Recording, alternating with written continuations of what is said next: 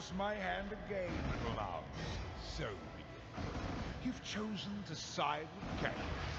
This is my world, and you shall obey my order.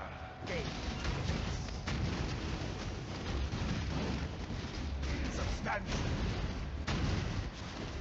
The horror must be stopped. Obstacles destroyed.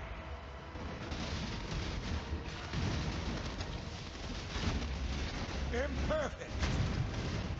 Save the future. The past must be sacrificed.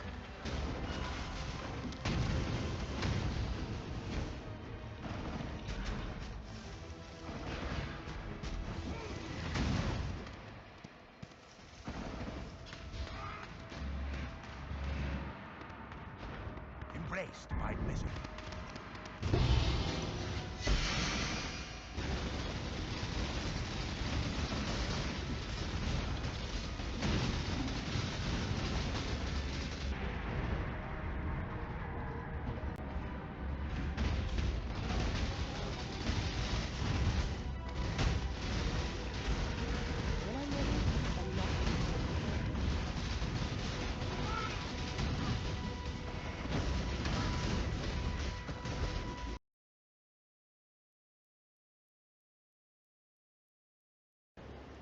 Hi, so I wanted to make a quick two-part video. First part talking about kind of the Spectre support tech that I've been running since League start, and it's been doing very well for me, and I think there's a lot of opportunities for interesting synergies. The second part is more of a build guide for my Stormburst character, which I've been playing, which utilizes this tech. So basically, I'm using a support army. You can see I have 12 Spectres. They're all support Spectres. They're self-buffing.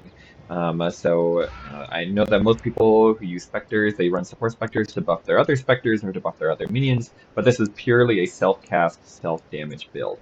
The Spectres are purely support. I have my own little army here. As you can see, one of the big downsides of the build is visual clarity. I didn't realize I forgot to put MTX on until just a little bit ago. This is me. Normally you have all your Spectres on Convocation Automation. That summons them to you and keeps them nearby. But the Spectres give us a lot. So real quick, I'm going to go through that. But first I want to talk about the cost. So the cost of running support Spectres, pretty much anyone can do it. I think a 3-link, maybe a 4-link is mandatory. You want at least a level 25 Spectre gem. That's not too bad to do. You get level 21 base, you can get +1 from an amulet, +1 from weapon. You can get +2 from weapons, but if you're self-casting, then you don't want a double +1 minion level wand, unless you're running something like Dark Pact. So you can get 21, 22, 23. The helmet, that lets you double the number of Spectres, is 24, and chest can give you +1 as well for 25. The chest is actually cheap. This looks very intimidating, but you can buy a +1 Spectre base for 100 Chaos or 1 Divine from Delve, or you can farm it yourself. Recombinating onto a good base is about a 50-50 chance, and then recombinating onto a good base with 1 good prefix is about a 1 in 4 chance. So about 4 Divines, you can get yourself an armor with the prefixes done, and then you can craft the suffixes with Eldritch currency. So there's also 1 Spectre you can get from the passive skill tree. You can either anoint this node or pass to it. I pass to it. This gives you Death Attunement gives you +1 number of race Spectres, and then 1 more race Spectre you can get from the shield. This is the last upgrade. This is the most expensive part. This is I think it was 27 Divines when I purchased it, but this is absolutely not necessary. You can run the build with only 10 Spectres instead of 12, because the Dark Monarch doubles the number of Spectres. So if you get 3 from the gem, +1 from chest, +1 from tree, that's 5. With the helmet is doubled to 10. The shield gives you 2 more, but it's totally unnecessary. Now the other main part of the build is using Bitterbind Point Shield, not for the Spectre buff, but for the spells have increased critical strike chance per Spectre. So because we're self-casting, this gives us 1,000% increased critical strike chance if we have 10 Spectres. With 12 is 1,200, and that just means you need any source of flat critical strike chance, and you'll cap pretty much any spell you want to use. You could also take some crit chance on the tree, but I'm over capped on crit by quite a bit. So I'm using a Watcher's Eye that gives you base critical strike chance while affected by hatred. One of my specters gives me hatred, and this is another benefit, is you can use pretty much any Watcher's Eye and benefit from all of the mods. So this is a 3-stat Watcher's Eye for me because I run all of these auras on my specters. I don't run any of them myself. So that's the cost. It's your helmet slot. Your shield slot, it costs, I guess, but it caps your crit. So you spend your shield slot to cap your crit. It also gives your specters between 50 and 100% increased maximum life, which is really big. No one is looking for this increased spell critical strike chance for a Spectre mod because they're not self-casting. So this was negligibly more expensive than the lowest. I think it was, the shield cost me like 27, 28 divines, and the next lowest cost like 26. So getting 100% a perfect roll cost me 1 extra divine. It's like 5% of the cost because no one cares about this one. Cool. So what are the specters actually giving me? So they give you quite a lot. As you can see from my buff bar, I have a lot of things active. But I can pull up here. We can see sort of the different specters. So in Ritual, you can find perfect corpses, and a lot of these perfect corpses give you auras. So the main ones I'm running, obviously Perfect Forest Tiger. This is the only expensive specter I would say. When you're ready to jump from 10 to 12 specters and purchase the shield, will go with it. This was, I think, 18 divines when I purchased the corpse. But that's, when you're really pushing endgame, I've been farming Uber bosses, so it was worth it for me to get the haste. It gives you haste. You can't rely on this frenzy charge on hit, but it just gives you haste. People like to go fast. That's why it's expensive. Perfect Guardian Turtle also. I would say this is the only one without a negligible cost other than the Perfect Forest Tiger. This one costs 1 divine, maybe 2 divines to get, but it stays with you permanently. You just buy it once. This one gives you determination and a 5% PDR buff. So it's actually really good. And this means you can use determination Watcher's Eyes. The rest of the corpses on this list, I think, cost nothing, between like 1 to 20 Chaos Orbs. So I'm using the Thunderbird. This gives Grace. It also does lightning exposure. You have lots of sources of exposure. But you get Grace from the Thunderbird, and then you want to purchase the Spirit of Fortune. The Perfect Spirit of Fortune gives you Wrath, and your lightning damage is Lucky, which is a very hard stat to come by. But that one's extremely good. Pain Artist gives you 30% crit multiplier and the Zealotry. Then I was running all 3 purities, but don't be fooled. These purities only give you 1 maximum lightning resist, or 1 maximum resistance of each kind, so they're basically worthless. Do not run these. You can run the Perfect Hydra. This gives you Hatred, which enables the Hatred Watcher's Eye, which is what I'm using. I'm running the Perfect Primal Demiurge. It saps and casts Clarity. The sap is marginally useful on Uber bosses. I've been getting, I think, 4% saps, which is 4% less damage taken. So it's not awful. The Clarity is just quality of life. This corpse and the Perfect Tiger are the last ones. Honestly, I'm still debating. I've been running a Enduring Mana Flask on my own build because for quality of life and because Stormburst lets you kind of stack up before a boss spawns. And so I need a Mana Flask to do that. But Clarity, in case you want to use that one, here are the purities. You really want to use a Perfect Forest Warrior or a regular Forest Warrior. You don't have to have the perfect kind for this. I believe it's bugged, but you can just buy any of these, and you just get permanent onslaught, and it has Culling Strike. And this, on big bosses that have a lot of HP, this does actually call them. He attacks fast enough. And all of your allies, all of your specters are affected by all of these auras as well. So all your specters have Grace and Determination and Discipline and Onslaught. The Perfect Warlord is not, he gives you Vitality, which is, not a ton of life regen, but most importantly, he generates endurance charges and shares them with all allies. So all your specters get endurance charges, and you get maximum endurance charges all the time. This will really help keep your specters alive. I've never had them die once I got, once I had all my support specters signed up, they've never died on me. Perfect Spirit of Judgment, this one gives you discipline. It's a pretty good level of discipline. It's a good chunk. But I've heard from other people that it's a squishy Spectre. He's never died on me, but you know, he's permanent, so he just dies in the zone. You have to re-enter the zone. He'll summon himself again. But this one gives you discipline, and that's it. Then there's also some non-corpse specters. So all of these ones are free. You can go to Gazzy's 666, I believe, 6666 global channel. Someone can correct me, but you just ask someone if they have these specters, or you can find them yourselves. The main ones you want are the Spectral Leader. This gives a 20% action speed buff. That's this swirling kind of aura here. You see this almost tailwind looking thing? That's 20% action speed, which is obviously very good. And then I'm running the Bear Knight Cleric, which has an aura that gives me 20% physical damage as extra lightning. That's this sort of glowing blue circle. With Convocation, they're always on top of you. Sometimes if you're using like Lightning Warp, or I'm using Frost Blink of Wintry Blast, then you're zooming and maybe you're out of range for the aura for a tiny bit, which only, it doesn't really matter too much, at least not for these location action speed ones. That just means if you're zooming through, you might lose the action speed while you're casting the next cast of Frost Blink of Wintry Blast. But yeah, so that's what I run. You can check out the Ray Spectre gem on the wiki. It's the Ray Spectre gem page, and they have a list of very good different support specters you could run depending on your build. There's good ones for cold damage. I'm considering running Proximity Shield actually, which is like half uptime, but yeah, so there's other options. This is a very good link. You can also get curse bots. Any Spectre that has +1 additional curse will be able to cast, so Enfeeble and Tempt Chains.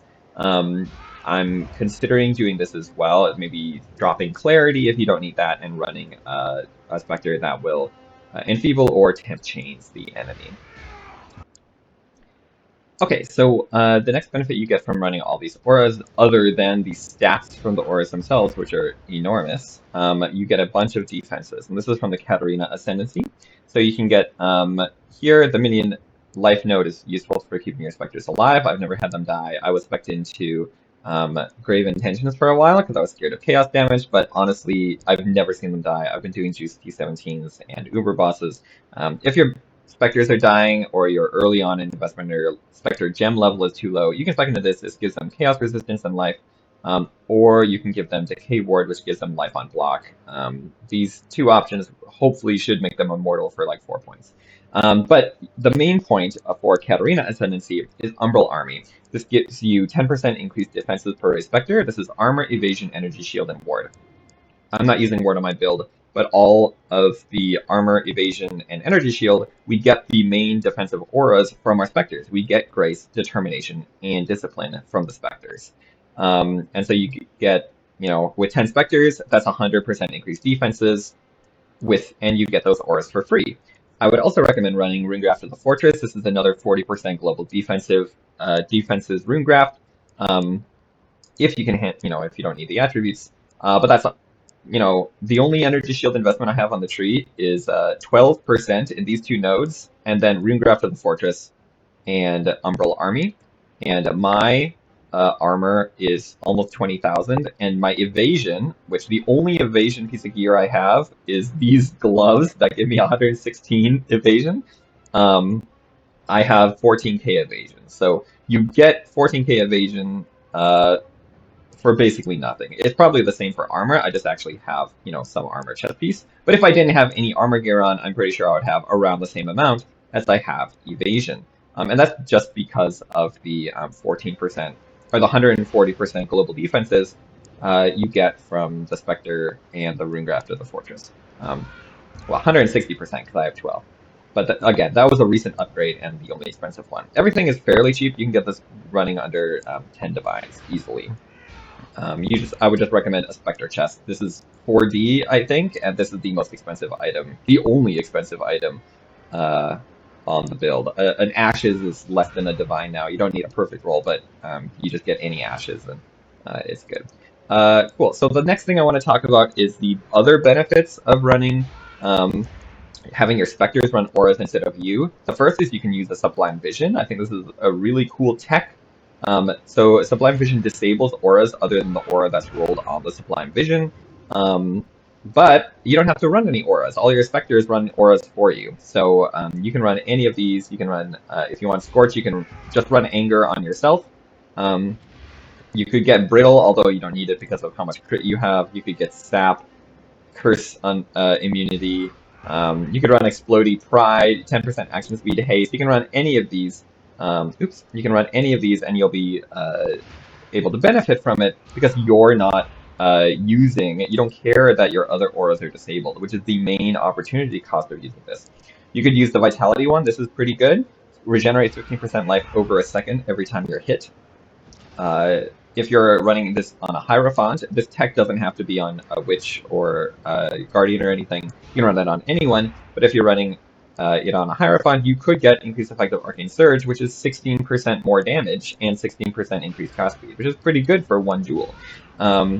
Yeah, so this, I think you can run any Sublime Vision. You can also run like any Watcher's Eye, because you are affected by all the auras, but you're not casting them yourself. But there's a couple real quick other things. I'm running Runegraph for the Treachery. This gives you increased reservation efficiency of skills, mana, and life. It also makes auras from your skills, which affect allies, also affect enemies. Your Spectres are doing your auras, you're not doing them, so you get to benefit from this. Because, you know, on my end, I'm using Arctic Armor, Herald of Purity, Tempest Shield, Petrified Blood, and Flesh and Stone. Flesh and Stone is the only gem tagged as aura, but it affects enemies, it doesn't affect allies. So I get to run all of these and benefit from this. And I also get to run the Reservation Mastery, 8% increased damage for each aura and herald affecting you. I have a lot of auras and heralds affecting me. That's a bunch of damage. Yeah, so it's a really solid defensive base. It gives you capped crit. It gives you haste.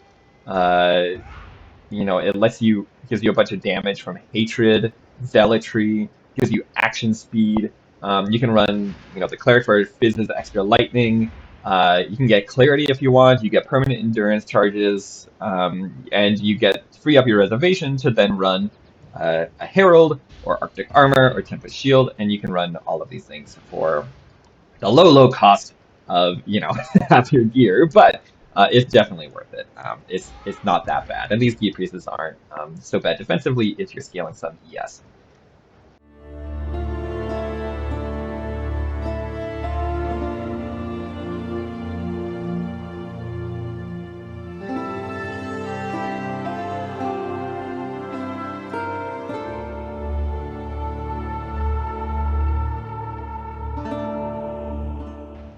So now I want to talk about my build, which is a Stormburst character.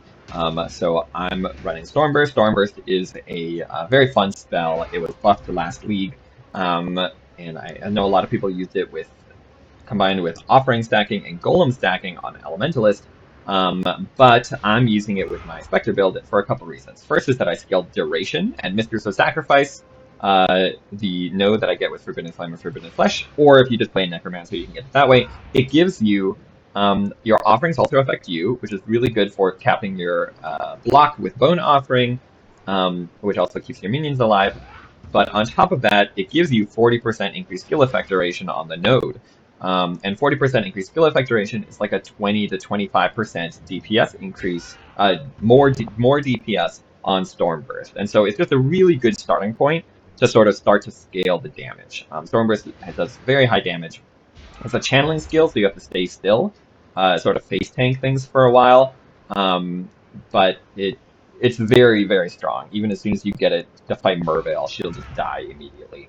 The single target is very strong, and with enough cast speed, which you get from, you know, running all these Spectres, with the action speed increases with haste and things, you get quite a bit of cast speed. So real quick to show you, I'll include some gameplay videos, but you just kind of zoom through, and you can spray up across your screen with Stormburst, and you can see that it kills everything. So you spray across like that, and if you needed to, it can have very long range, right? If there's something over there and it was really scary, you can zap all the way over there. Most of the time, I just zap things right in front of me. I can also shoot around corners. So for example, there's these guys here. I can't, oh, actually, I can zap over there. But if I couldn't, right, if there's some enemies here, and this is a solid wall, I could use Stormburst right here, and it would be killing those enemies. So you can shoot around corners this way if there's anything really scary. But yeah, so I'm running all these Spectres. I think they synergize very well because you get to benefit from Wrath, Damages, Lucky, Zealotry, everything else is just a cherry on top. Cool. So let me talk about the build real quick. So on the tree, defensively, I'm grabbing Corrupted Soul. This splits the damage between your life and ES pools. It also gives you a big chunk of flat ES. And so I have about the same amounts, right? You want roughly equivalent life and ES in order to benefit from this. I'm running Petrified Blood, so I can run Pain Attunement and get some extra damage.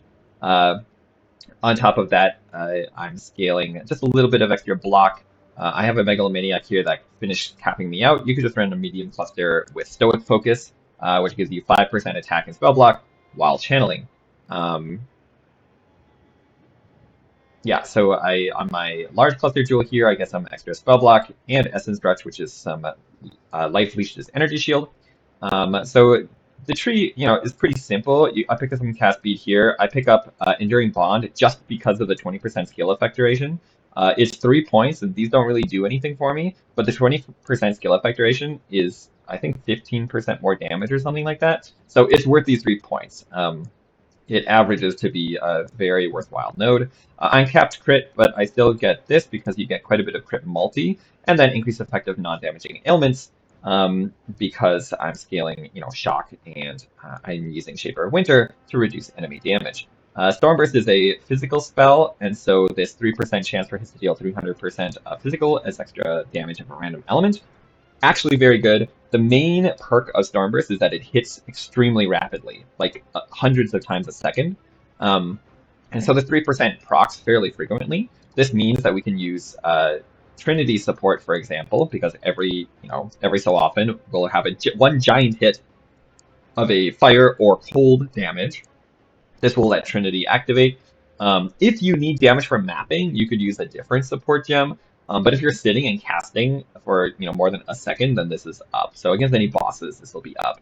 But that's one of the best support gems there is if you're able to make it work. It also means that this mastery also means that you will be getting big shocks, big freezes, or big chills every so often.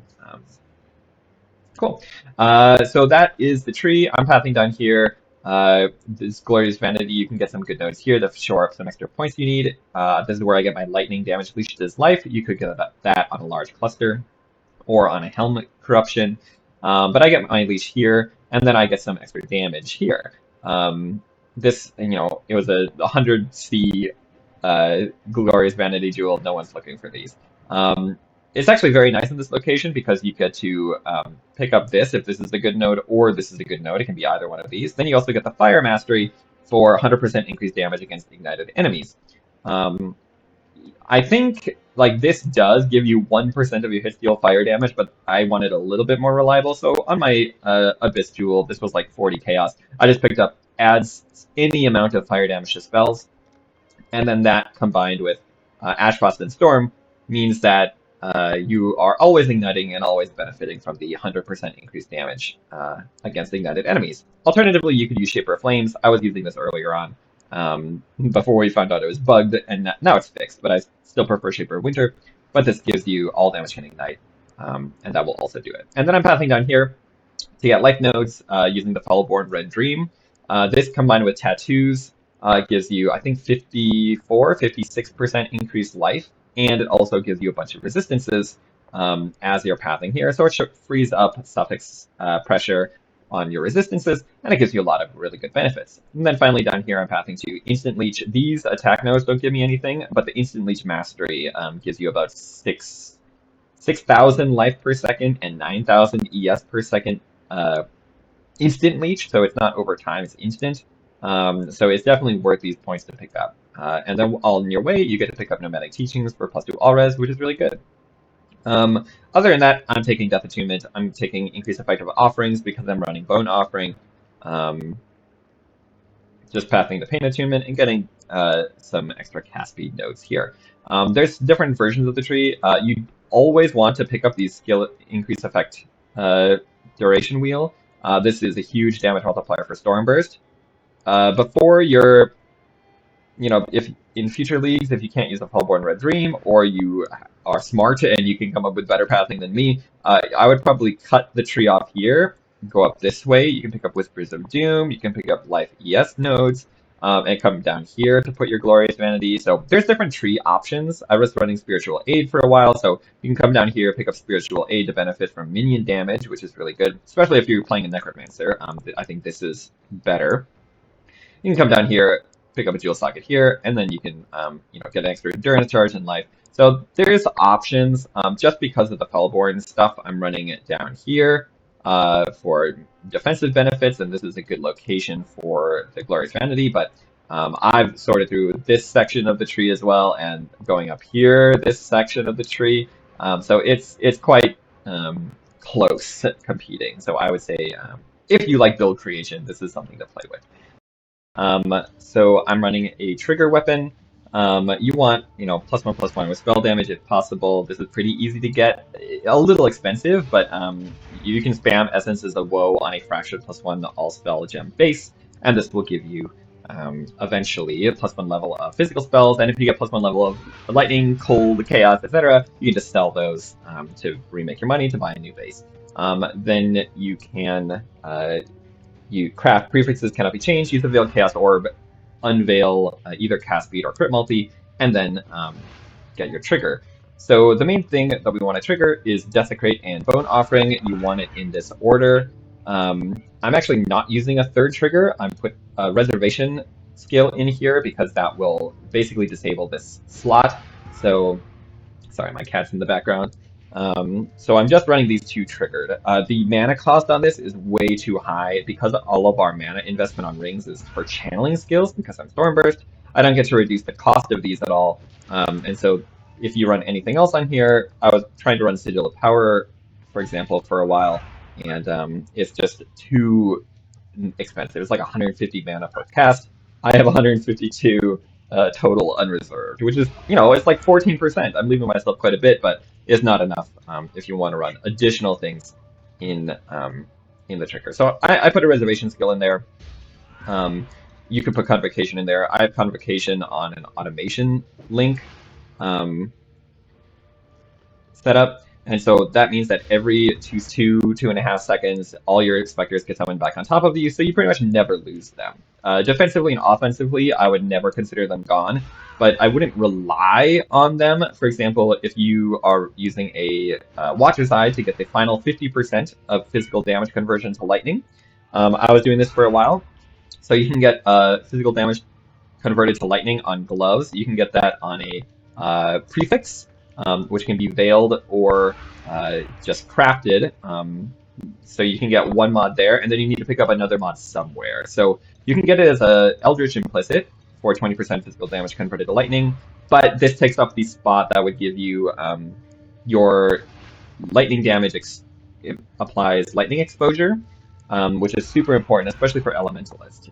If you're not running Elementalist and you're not running the exposure node here, if you're not running Mastermind of Discord, then it gets way easier because you can use Elemental Army support on your Spectres. They'll apply exposure for you. One of your Spectres applies lightning exposure already with their Screech, so you don't need the glove mod. But because I'm Elementalist, I need to inflict exposure to get the benefit of the extra 25% pen. So I was running it on gloves. Recently, I changed to a Balance of Terror.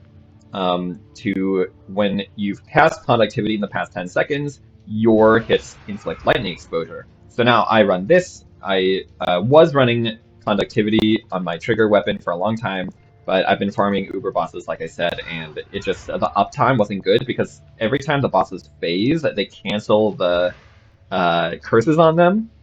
And so the curses last a super long time, but they're not always up because it takes a while for them to get applied. Also, the mana cost is annoying.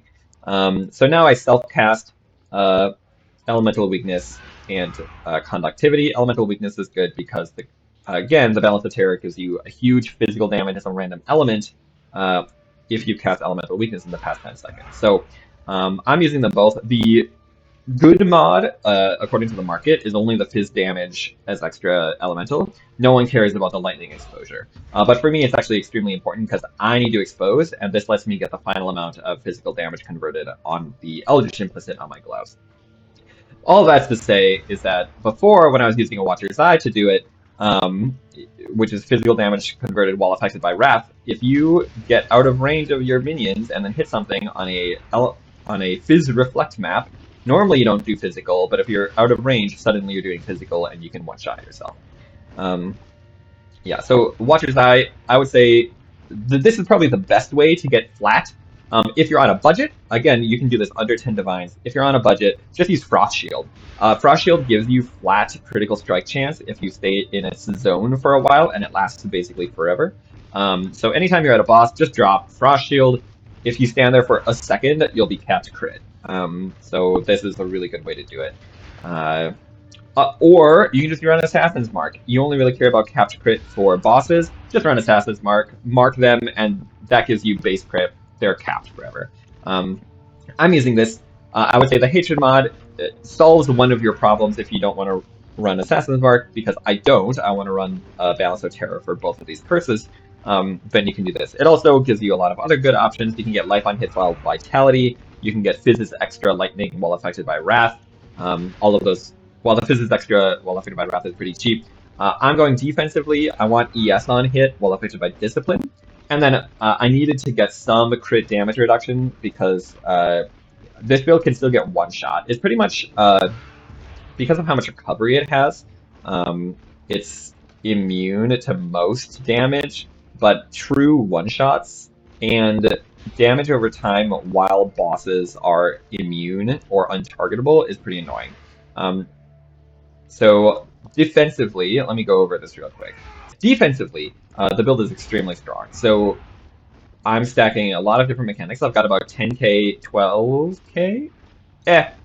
Yeah, like 10 to 11k EHP split between my life and my energy shield. I'm stacking a lot of less damage taken multipliers. So because I don't have to run these auras, I can do defensive auras. So I'm running Flesh and Stone.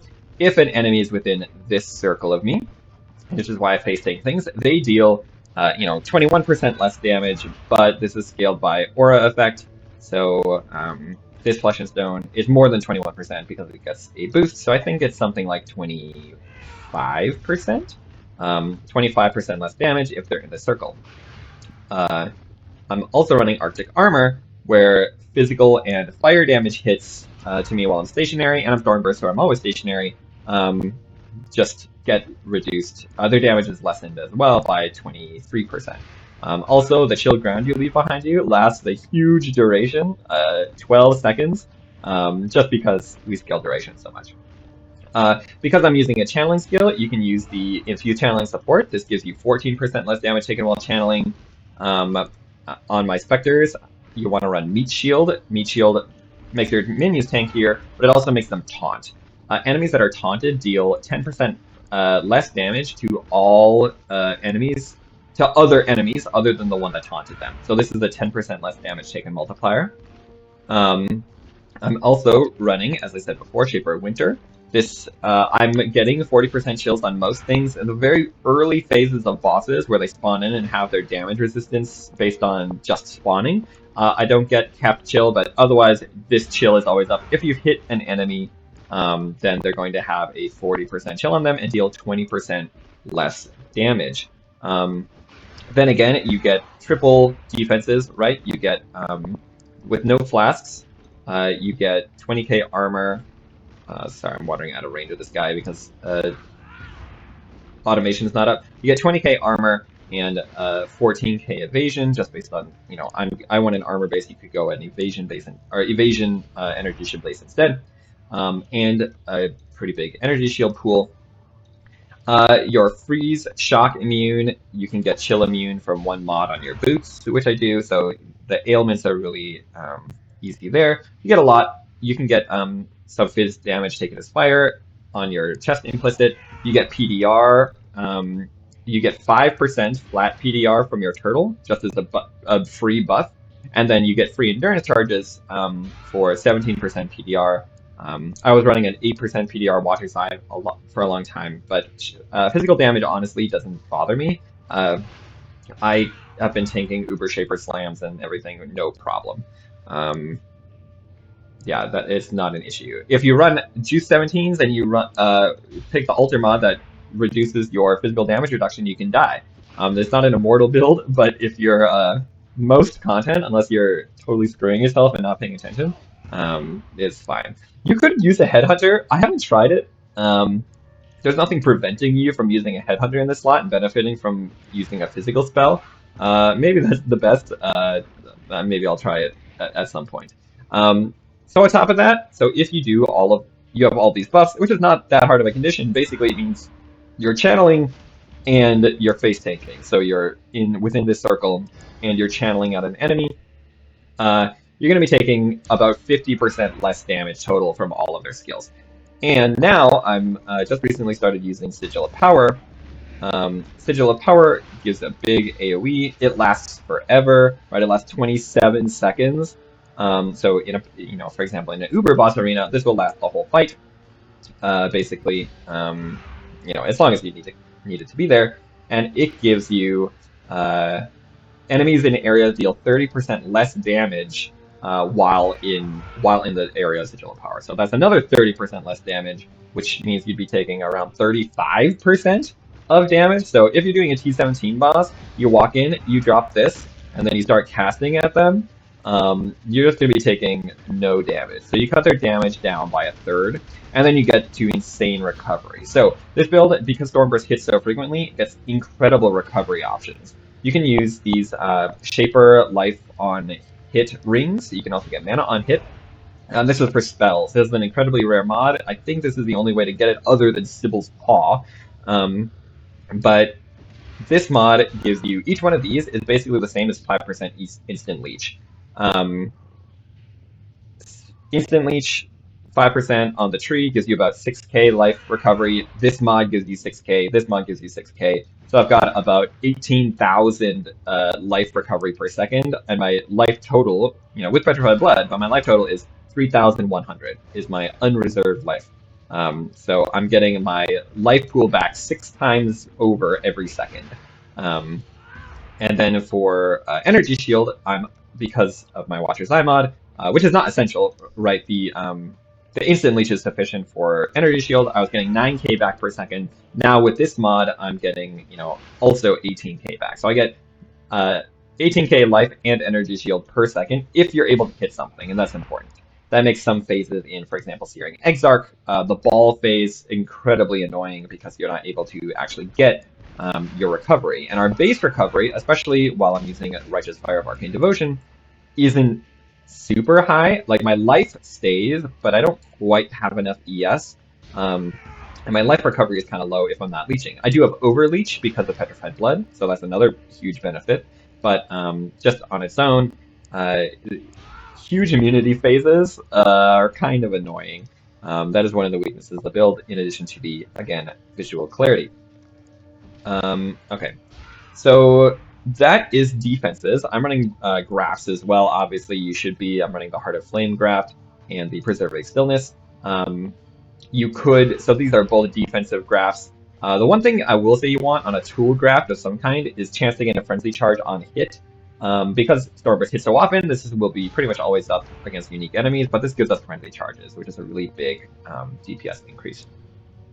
If I wasn't running graphs, or if I wasn't running Heart of Flame specifically, which is a guard skill and disables your other guard skills, actually running Immortal Call on automation would be a really good defensive buff. Because of how much duration we're scaling, Immortal Call would be up like honestly 50% of the time, consuming 3 endurance charges each time, which I believe means 70% less phys damage taken and 35% less elemental damage taken. 50% of the time for 1 gem socket. It's probably better than Molten Shell at that point. I'm not entirely sure, but because we have endurance charge generation from this, that would be a good option. But this is such a good guard skill, and it disables other guard skills. that I'm running this instead. Okay, so now for avoidance, with those little bit of block investment on a cluster jewel, conjured wall here, and then 2 block nodes here. This node just gives me some damage and some armor. With that and bone offering, I'm basically capped block, and then your evasion also gives you quite a bit of avoidance. I talked about recovery already. And for offenses, I think I covered all of it. You're just scaling the benefit from all of these. You could run pretty much any spell. I think lightning spells benefit the most, but I'm not entirely sure. So Fizz spells benefit from hatred. Lightning spells benefit from wrath. Stormburst and Divine Ire are the only Fizz and lightning spells, I believe. Well, Hydrosphere, but there's maybe a handful, but yeah, so these two scale Stormburst specifically or Divine Ire, but you could just drop one and use another and then use a different Spectre, and then you still get basically the same benefit. Also, I think that the Hatred aura given by the Perfect Hydra, I'm not entirely sure. It depends if POBDB has been updated, but I think this Hatred aura also gives more cold damage, but like the old aura, but I don't know actually. But yeah, so any spell like that, Winter Orb wouldn't be another good option. You want to scale duration anyway. The cast speed would be really good. You could run a charge stacker and use the Sublime Vision for +1 charge. That would be very interesting. You could drop the shield entirely and run an attack build. If you want to scale that, you could scale endurance or frenzy charges with a Sublime Vision. Your helmet slot is a cheap +1 power charge on this. I think is 40 chaos. So you do have some very interesting options to use for this tech. But Stormburst is for me. So real quick for the minions, I've never had my minions die. There's a lot of really easy defensive nodes for them. I mentioned before, Grave Intentions if chaos damage is killing you. Decay Ward if a lot of small hits is killing them because they recover life on block. Their minion life total should be good. You could link minion life to them, which is like 50% more life, instead of... Oh, sorry, here are my specters. Instead of... well, you want Empower, so you just put them on a 4-link. And then run the minion life support gem. The minion mastery for +8% to all maximum resistances. So if they're dying, I would just pick up this wheel, grab 8% to all max res, and they'll basically never die again. Cool. So cons of the build: visual clarity, recovery is dependent on hitting enemies. So either World's Orbs or Exarch Balls are a little tough. The mana, honestly, I've swapped away from an Enduring Mana Flask because these Manifold Rings, again, by the way, these are very cheap. You can make them in like 60 chaos. It's 50 chaos for the base, and you throw like 5 etheric and pristine fossils on them, and you'll get something close to this.